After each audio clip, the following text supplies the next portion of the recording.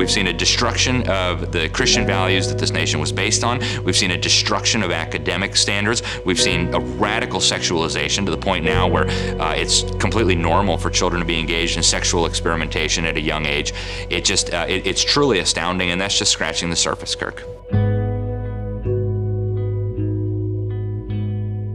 The idea that there is a sinister plot behind the public school system, and that is not to say that all public school teachers are part of a sinister plot. Many of them are not. They're trying to be lights in the darkness, and thank God for those who are on the front lines. But the very architects of the government system that we call public education were actually intent on destroying Christianity.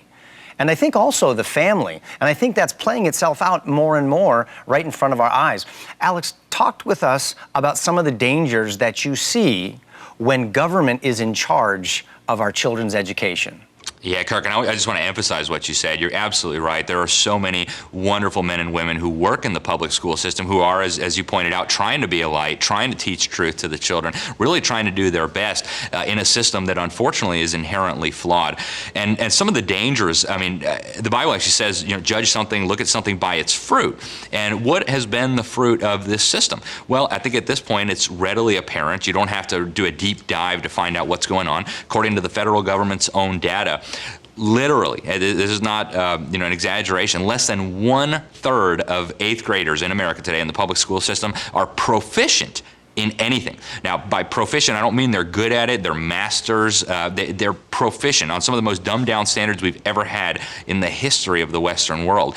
So that's the educational fruit of this system. We now have a generation where millions of children are graduating from high school and they literally cannot read their high school diploma. That's not my opinion, that's a fact. The federal government will tell you this. Every 2 years they release the National Assessment of Educational Progress. This is their data, not mine.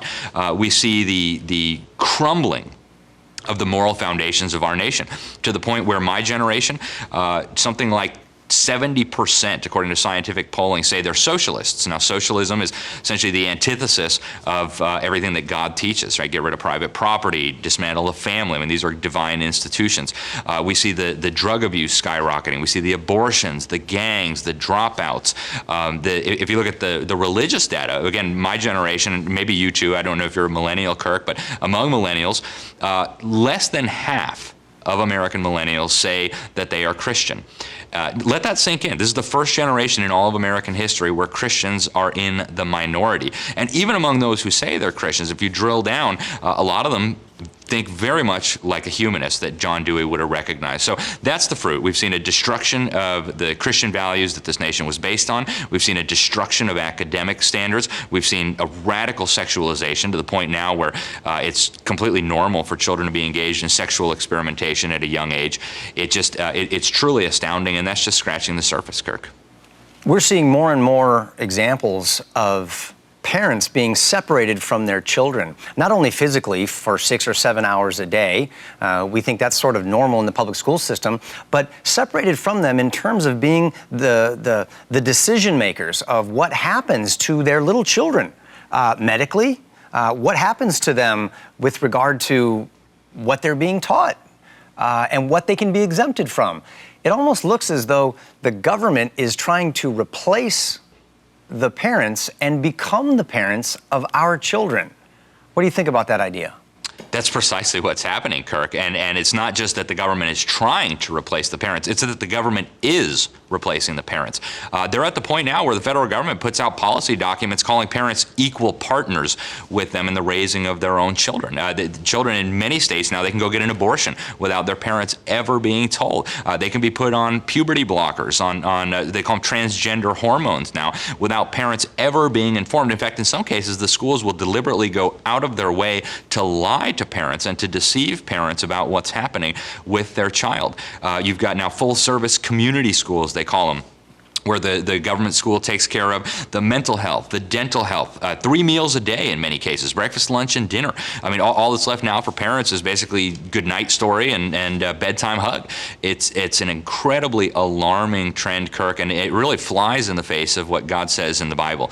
You know, God clearly puts parents in charge of the upbringing of their children, and unfortunately now we're seeing this, I think, catastrophic change in roles where the government is becoming the parent, the provider, the carer, and it's just incredibly dangerous to see this happening, but it is what's happening, Kirk. Some might say, come on, Alex, do you have kids? Do you know how difficult this is? This sounds like a great deal. Are you kidding me? Healthcare, dental care, 3 meals a day, daycare, education.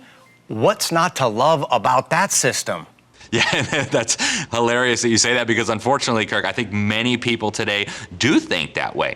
They would rather push that responsibility off on the state or off on somebody else, but I think it's very dangerous. Why is it dangerous? We've seen what happens.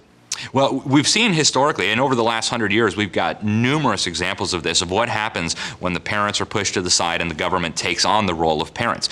We've seen this in numerous societies. We've seen it in Germany under National Socialism. We've seen it in the Soviet Union under International Socialism or Communism. We've seen it in Cuba. We've seen it in North Korea. It always leads to a disaster. And I think that's one of the reasons why Marx was so adamant that the government should educate children. He recognized that the family unit is basically the foundational building block of a society, of a free civilization. When the family exists and is strong, they pass on values to the next generation. They really don't need government to interfere in their lives. They don't want all-powerful government telling them what to do, making all their decisions for them. And what happens when the government steps in and takes over that role is you get a shift in values, in attitudes that becomes very dangerous. And then instead of the fundamental unit of a society being the family, the fundamental unit of a society becomes government. And, God ordained that there should be civil government for a reason. He actually very clearly explains what the purpose of government is to punish evil. It's not to raise your children. So once government extends its influence outside the sphere where it's appropriate and where it's proper, you start getting into real serious problems. And again, I think there are so many examples over the last 100 years that should serve as a cautionary tale, not just for Americans, but for people in other countries who are experiencing this as well. It's a very dangerous road to go down. I like this conversation, and we need to really pay attention to the fact that we have a government that is increasingly telling us as parents and members of the family of faith that we need to stay in our lane and not meddle in the areas of education, when the truth is that God is telling the federal government as an institution, as a civil government, as an institution that God has ordained, that it needs to stay in its lane and stay out of the business of the family and the parents. Hi, I'm Kirk Cameron, and thanks for watching the Kirk Cameron on TBN YouTube channel. We hope you enjoyed the video. A couple of things. Please make sure that you hit the subscribe button and tap the bell icon so that you're notified every time a new video is posted. And be sure to share your takeaway in the comments and invite a friend to join the conversation.